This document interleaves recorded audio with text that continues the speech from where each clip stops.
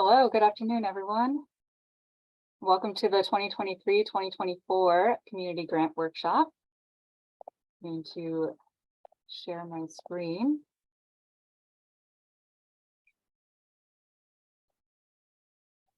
Great. My name is Sarah Males. I'm the Community Services Analyst for the City of Thousand Oaks, and I want to thank those who are able to be here with us on Zoom today. All of you are currently on mute, and we ask that you remain that way for the duration of the presentation. And then at the end, we'll have time for questions and comments. This workshop is being recorded and it will be available on the city's website throughout the year. The focus of today's discussion will be the following. We're going to review what the Community Funding Review Committee is, the grant types and funding allocations for the city's community grant program, eligibility criteria, timeline and process, criteria for each of the 4 community grant types, and then we'll do a page-by-page review of the application and have time for question and answer. All right, so who is the Community Funding Review Committee? They're also known as the CFRC. They're a volunteer committee appointed by the City Council consisting of 9 community members. Each member will independently review and score all eligible applications, and then the committee will meet to make funding recommendations to the City Council. It is the City Council who provides the final approval for all grant awards. There are currently 4 grant types available for the city's community grant program.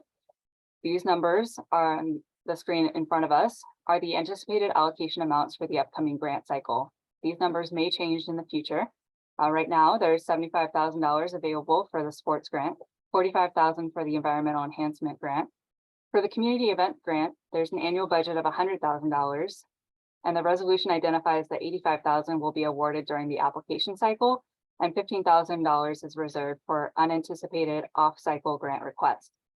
And finally, there's $125,000 anticipated to be allocated to the social services grant. This slide outlines the anticipated process and timeline. We've done our best to pre-schedule all the grants for this year and to make that schedule known to you. Please note, all dates are subject to change, and for the most accurate dates, please refer to dates as they get posted on the website at toaks.org/grants. The first grant available each fiscal year is the sports grant. For the 23-24 cycle, the application period opened on Monday, September 18th, and it will close at 5 p.m. on October 19th. Applicants will be notified of the funding decision by mid-December, and the anticipated 1-year grant program period will be from January to December of 2024. The environmental enhancement grant application period is currently scheduled to be open between mid-November to mid-December of this year. The events grant application period is currently scheduled to open from the end of January to the end of February of 24. And the social services grant period is currently scheduled to open from mid-March to mid-April of 2024.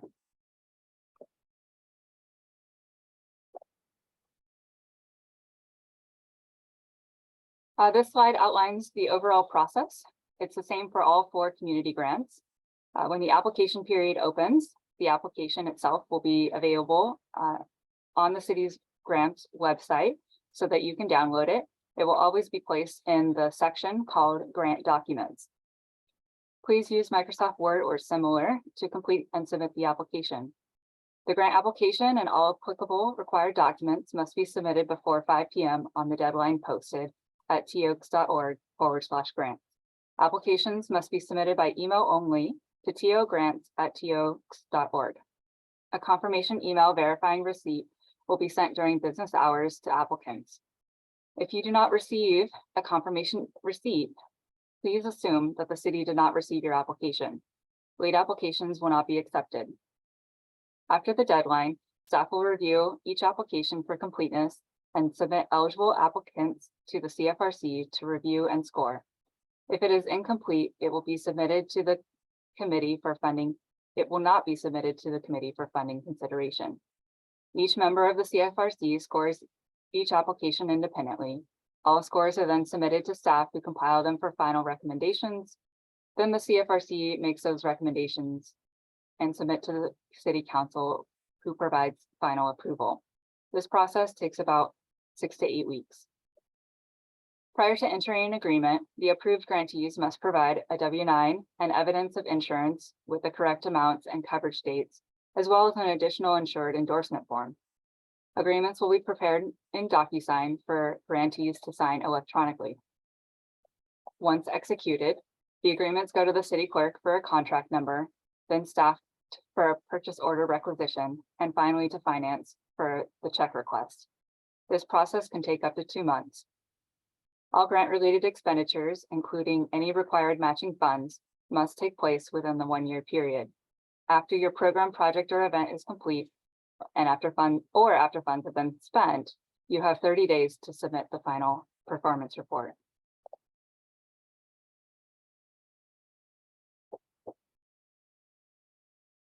In order for a project, program, or an event to be eligible for any of the community grant funding types, it has to comply with several overarching criteria. This includes the grant funded activity must be a benefit to the community. All applicants must be a nonprofit or have a fiscal sponsor. There are 2 grants that require matching funds. It's the Community Events Grant and the Community Sports Grant, which require 100% matching funds. So for example, if your organization has a sports project that costs $4,000, your organization can apply for $2,000 of grant funds, and then you have to document how your organization will provide funds from other sources for the other $2,000 for the total sports project cost of $4,000.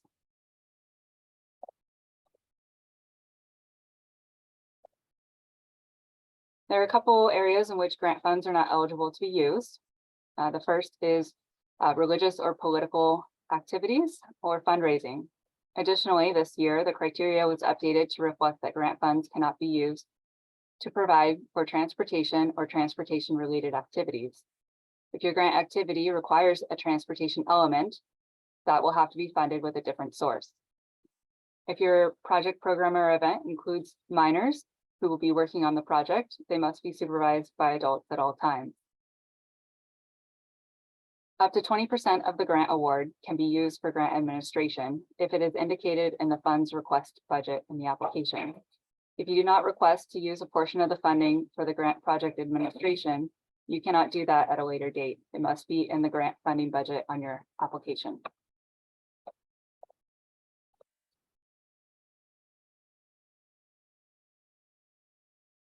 Organizations may submit requests in multiple cycles. However, if you completed the project and have not submitted a performance report, or if you have a current grant and if you do not include information about the status within the application, you may not be considered for funding. Regarding timeliness, the deadline is the deadline. We cannot extend the application deadline for any reason.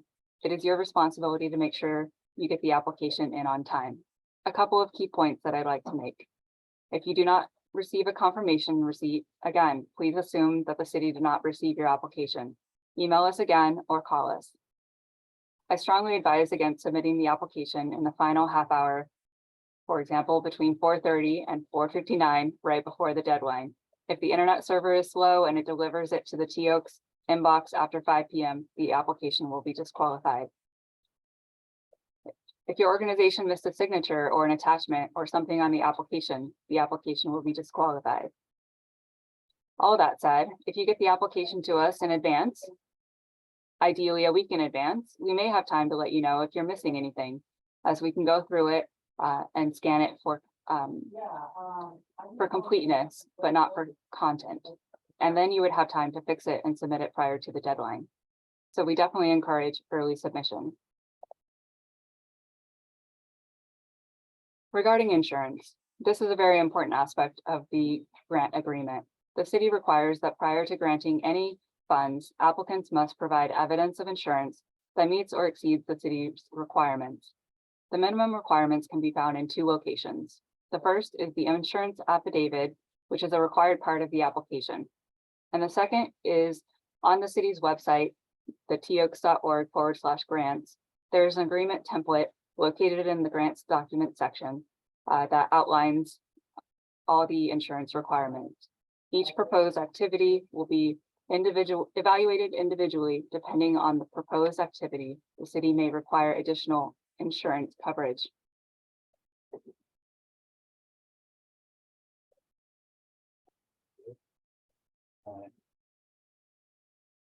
If you apply with a fiscal sponsor, the fiscal sponsor may be required to provide the evidence of insurance on behalf of you as the applicant.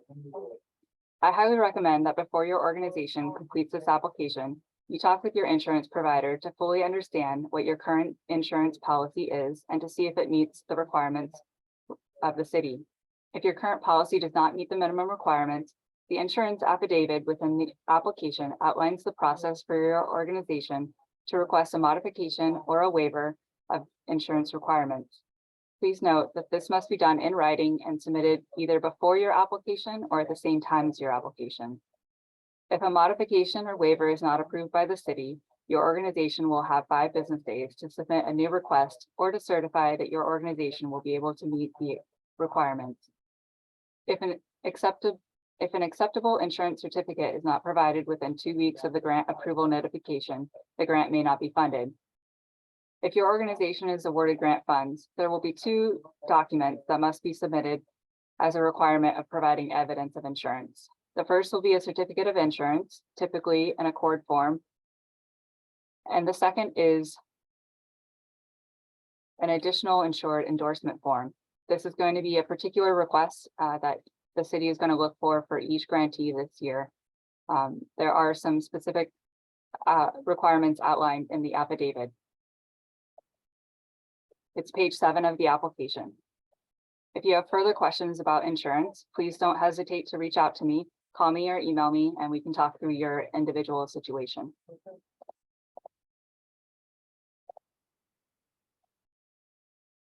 Some projects, primarily construction projects, require payment of prevailing wages. By signing the agreement and receiving funds, your organization agrees to indemnify the city against prevailing wage claims if you do not follow that law. Regarding the property owner authorization, this is for projects that involve doing something on someone else's property, like turf or painting or building a garden. If you're working on somebody else's property, you must have the property owner's approval to apply. It is strongly recommended that you reach out early in the process to the property owner for them to review and sign Section E of the application. If the signature is missing on the application, it would be disqualified. This year, we have a special note to CVUSD affiliated projects, programs, and events. Over the last year, the city and CVUSD met several times to discuss the city's community grant program.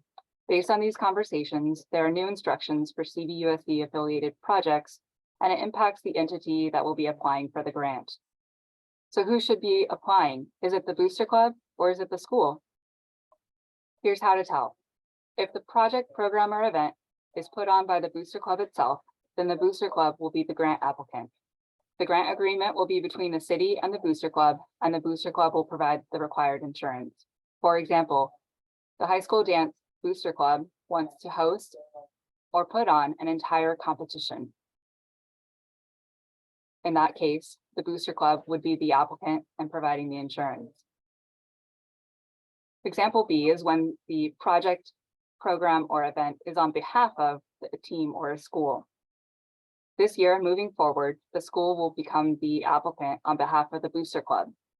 To apply, we encourage the Booster Club to work with the school administration and the district to complete the application together, including specifically Section G, the CVUSD Program Project Event Authorization Form.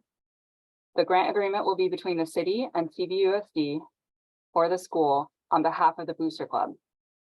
CVUSD will provide the required insurance coverage. Examples of projects that fall in this category include the high school tennis Booster Club proposes to refurbish the courts to benefit the tennis team. The high school track and field booster proposes to replace needed sports equipment on behalf of the track and field team. The high school dance booster proposes to use grant funds to pay the competition entry fee for the school dance team to compete in the nationals. Projects like that benefit the students on behalf of the team or the school, or where that benefit on behalf of the team or the school, then the applicant becomes the school. Additionally, for CVUSD capital improvement projects, please reach out If you're applying for a sports or environmental enhancement grant that involves any physical change or addition to the school campus or a CVUSD property, please reach out to the planning division early in the application process to discuss it with the administrators. Tim McCabe, whose name and information is listed here, is available and will need to sign Section E, the property owner authorization. Okay, the next 4 slides cover the grant specific criteria. So for this one, it's the community sports grant criteria. In order to apply for the sports grant, you need to meet all the criteria we just covered, plus all activities must take place within the boundaries of the city. This includes Newbury Park and the Ventura County side of Westlake Village. The community sports grant requires 100% matching funds. There's a minimum grant award of $2,000 and a maximum grant award of $7,500. And then the grant funds can be used for updating sports facilities, purchase of equipment to enhance the sports program, things of that nature, uniforms and other personal equipment, including those used by individual team members, are not eligible. For the environmental enhancement grant criteria, it requires that activities take place within the bounds of the city, which include Newbury Park and the Ventura County side of Westlake Village. For the environmental enhancement grant, there is no matching fund requirement. The minimum grant award is $2,000 with a maximum award of $4,500. Grant funds for this type can be used for project materials, supplies, general support for community sustainable environmental beautification or enhancement projects. For example, drought tolerant plants or energy efficient appliances. For the community event grant, the specific criteria includes funding can provide for community arts and cultural activities and events that take place within the boundaries of the city of Thousand Oaks. The one exception is school performance groups representing the city of Thousand Oaks at competition events located outside the city. If the grant is for a team competition, it cannot be for more than $100 per team member. For this grant, again, there is a 100% matching fund requirement. The grant award minimum is $500 and the maximum is $8,500. Again, this community events grant is for projects that are for visual or performing arts and or cultural events. For the community social services funding criteria, this grant funds those who serve Thousand Oaks residents only. The minimum grant amount is $2,000 with a maximum grant amount of $10,000. This grant does not have a matching requirement. Agencies will be ranked in priority order according to the following list. New or existing programs providing unduplicated essential services meeting needs of lower income residents will take priority and get the most points. Existing programs that have successful track record providing needed services to predominantly lower income households will be in second priority. And the last priority level will be newer existing programs that address recognized social service needs for all income groups in the city of Thousand Oaks. Okay, let's take a deep dive into the details of the application. The first 2 pages of the application are the checklist and guidelines for the grant. It is a checklist, which means we do in fact want you to check all the boxes. It will help you to remember everything that's required. Also, please don't forget to put your organization's name on this. It helps us when sorting. You will also notice there's a spot to write in the grant application deadline. The intention is to help you remember that it is due before 5 p.m. on the date that is assigned for each grant type. Again, applications must be submitted by email only. And if you don't receive a confirmation receipt that your application was received, please assume I didn't get it and call me.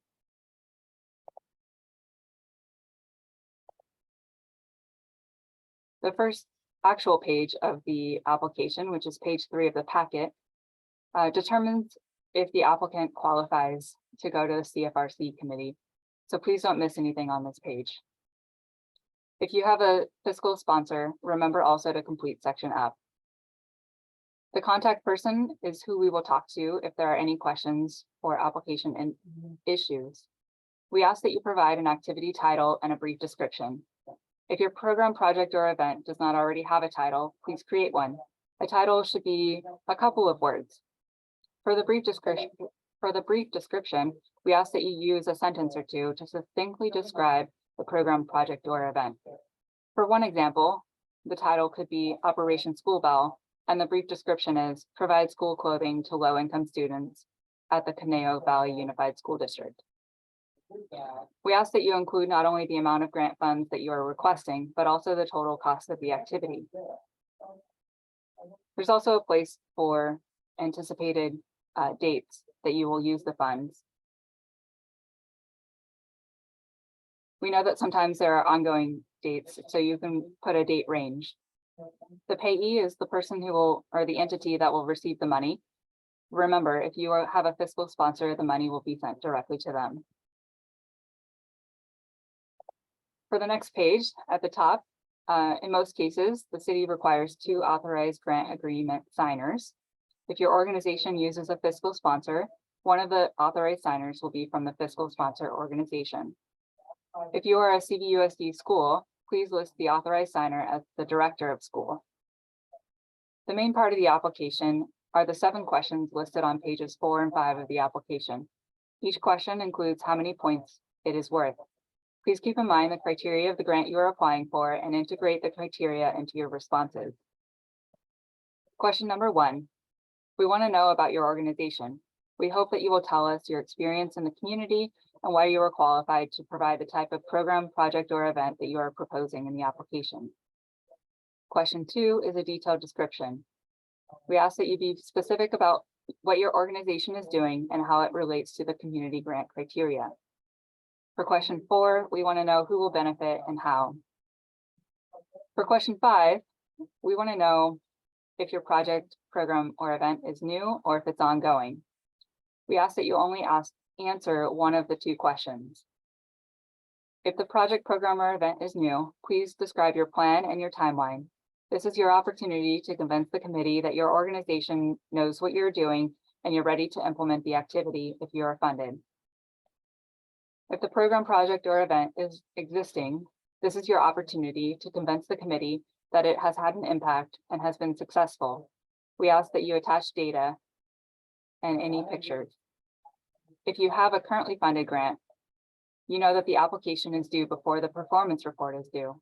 So the application now includes a section that requires information on the status of your current grant, including we want you to estimate how much of the project, program, or event is currently complete and to describe the expected outcomes. So for example, maybe you received funds last year for the sports grant to purchase equipment. Has 100% of the equipment been procured and the funds been spent? Or are you halfway there or 75% of the way to completing the purchase and finishing the grant? Please let us know. Question 7, how will your community know that you are doing this project? Will you send out press releases or social media? Or if it's just going to a specific group, how will they find out about it? There's also an opportunity for you to add anything you think is pertinent or will help the CFRC committee understand your project, program, or event.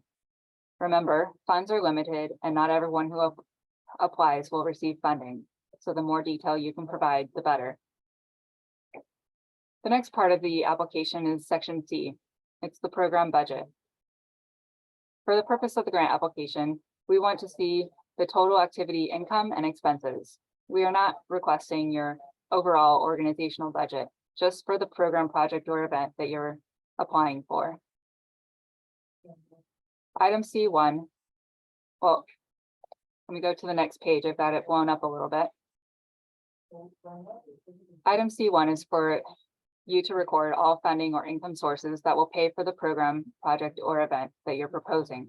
Income may include things like grant funds, donations, ticket sales, existing budget funds, or other sources. I provided an example in red to show applicants what the city is hoping the section C1 would look like. The first line is for the amount your organization is requesting for the grant. The other lines are to detail other sources of income. In this example, I put Booster Club fundraisers, family donations, and business donations as possible sources of funds. Additionally, you'll see on the right, I have labeled each line as either GF, meaning grant funds, or MF, meaning matching funds. Please label all of your lines with either a GF or an MF so that we can identify which source of funds you intend to use. This is especially important for the community sports grant and the event grant that require the matching funds. Section C2 is for project program event expenditures. When you're writing out project program and event expenditures, we ask that you be detailed and that you list them all. For example, maybe you're going to be purchasing 2 computers, or 100 bags of diapers, or 150 baseballs, or 1 backstop of pads, or 2,000 square feet of sod, or 20 native plants, or 400 pounds of food. If your organization intends to request up to 20% of the grant on administrative costs, this is where you would detail those costs. Again, I've provided an example in red. For this hypothetical project, this applicant is requesting 2 types of equipment with an estimated cost for each. You will see on the right, I have labeled each line as either GF, meaning the applicant intends to use the grant funds to purchase that item, and the other line is MF, meaning the applicant intends to use the matching funds to purchase that particular piece of equipment. Identifying whether the item will be paid for by grant funds, the GF, or matching funds, the MF, is critical and will become part of the description of eligible expenditures in the grant agreement. And the performance report at the end must match the items that you indicate with a GF or potential refund could be requested.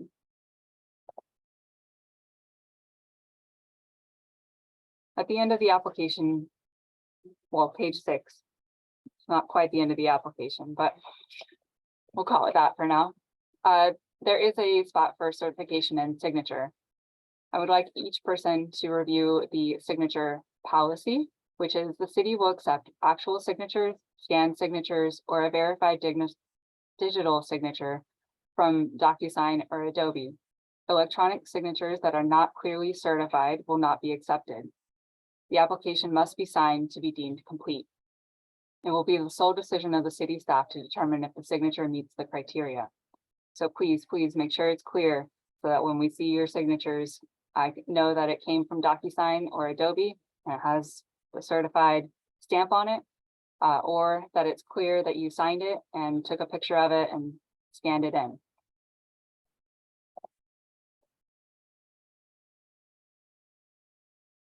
This page of the application is the insurance affidavit. I spoke about insurance a couple slides back. By completing this page of the application, you are certifying that your organization will meet or exceed the minimum required insurance as outlined on the page. As you will see, we have updated the way this page looks in an attempt to help applicants understand what the city is looking for. If your organization needs to request a modification or a waiver, there are instructions on this page for how to do that. The request for modification or waiver must be received before or on the application deadline. If you have questions about insurance, please ask. Each situation and proposed activity will be evaluated individually, and depending on the proposed activity, the city may require insurance that exceeds the minimum coverage outlined in the application. And again, I just want to note that prior to entering an agreement, the approved grantees must provide an accord documenting the coverage with the correct amounts and coverage dates, as well as a separate additional insured endorsement form. Section E is the property owner authorization. Please complete this if you are doing work on somebody else's property with grant funds. Section F is the fiscal sponsorship. Again, if you are needing to have a fiscal sponsorship for the purpose of the nonprofit status, please have the fiscal sponsor sign this page.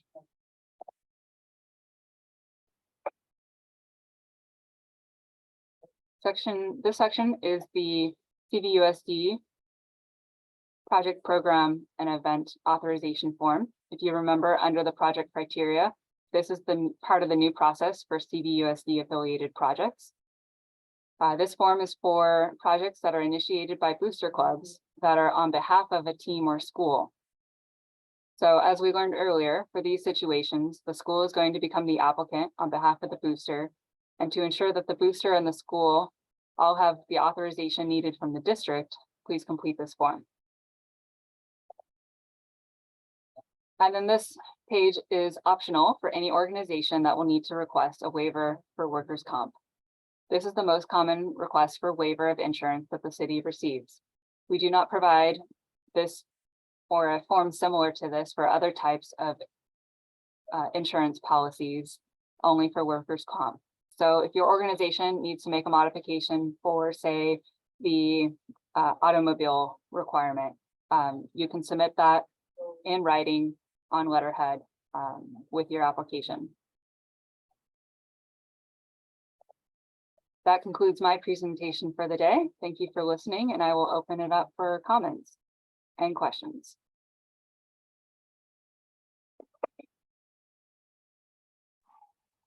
Where will this video recording be stored? That's a great question. It's going to be on the city's website at www.toaks.org/grants. Thank you. Can you clarify something? I think you said it this way. If the maximum is 7,500 for the sports grant, half of that, 3,750 would be paid for by the boosters, and That's the other correct. 3,750 would be paid for by the city, correct? Correct. Thank you.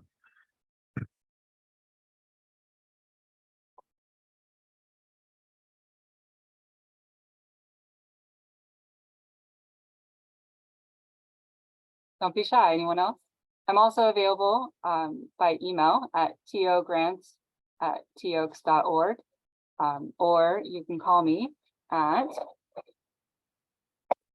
805-449-2118. I'm happy to talk through any questions you have about your specific situation or provide assistance on completing the application. Again, the earlier you ask questions, the better, just to make sure everybody gets their application in before the deadline. Sorry, Sarah, could you repeat the phone number? Of course, it's 805-449-2118.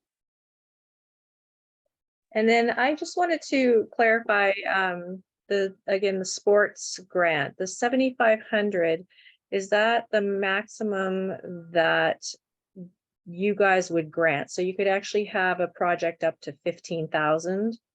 That's correct.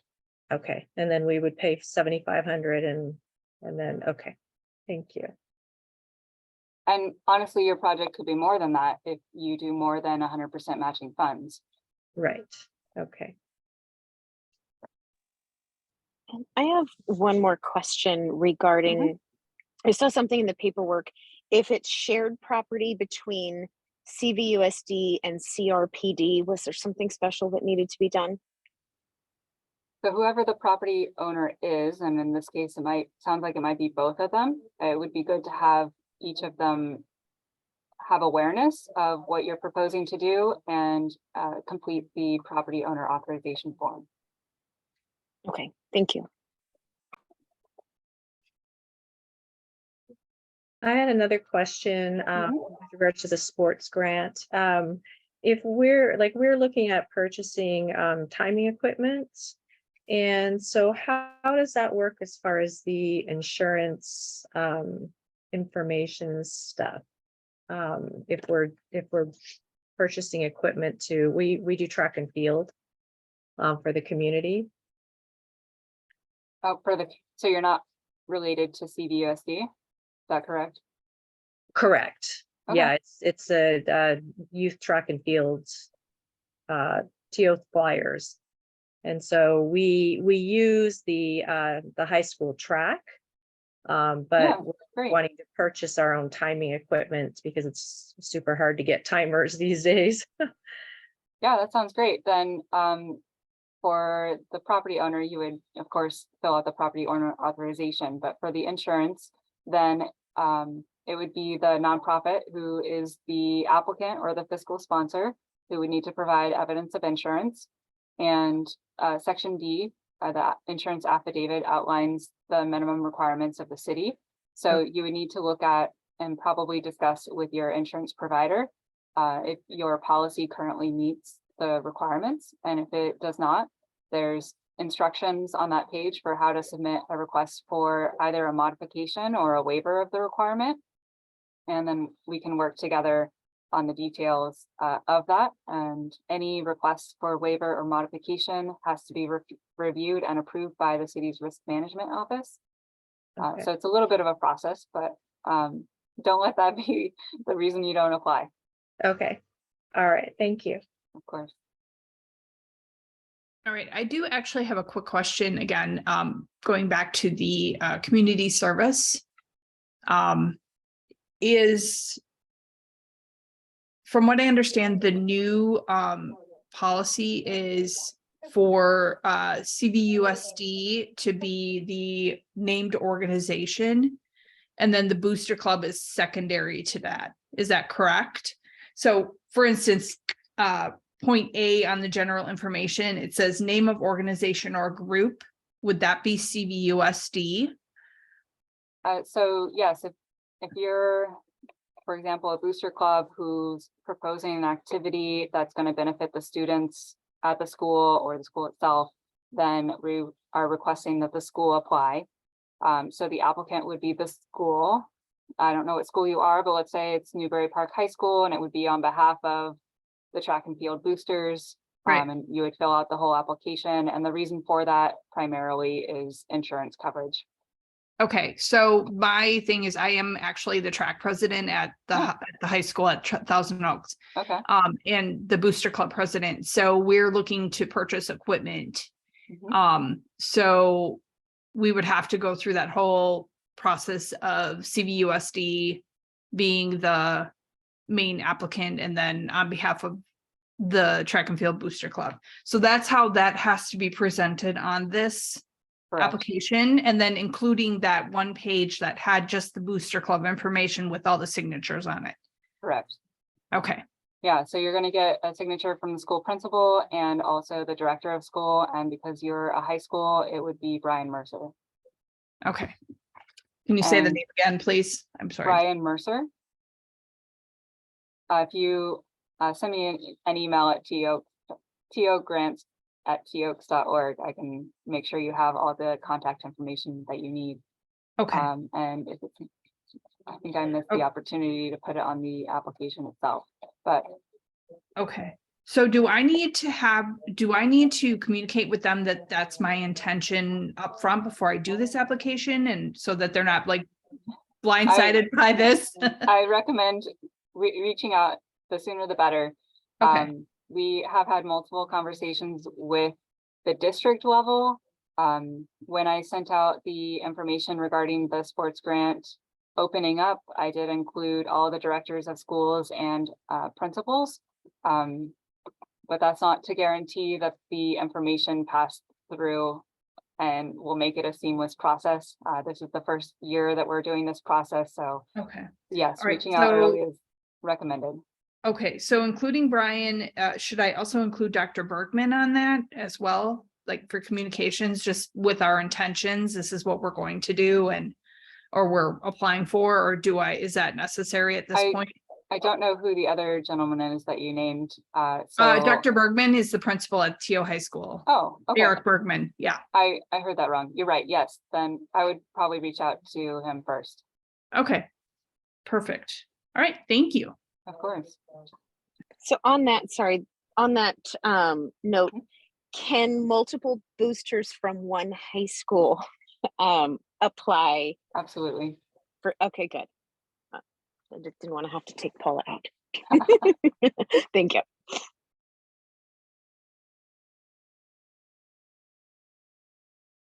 Well, if there are any other questions, please feel free to call me or reach out by email. I will get back to you at my soonest availability. Here to support you through the process. The city does want to provide these funds to the community and ensure that, you know, in the case of the sports grant, that the students and residents have opportunities to participate in recreational activities. And so it's definitely something they continue to prioritize for funding, and I'm happy to be a facilitator of the process. So thank you so much for joining today. Again, this will be posted on the city's website at TO Grants. Wait, there's so many TOaks. It's www.toaks.org. teaoaks.org/grants. And there's a section called Grant Workshop. The thumbnail will be up there. Probably not tomorrow, but by Monday. All right. So have a good And can you afternoon. repeat, Oh, go ahead. can you repeat your email one more time? Yes. I'm gonna look at it so I don't mess it up. It's togrants@teaoaks.org.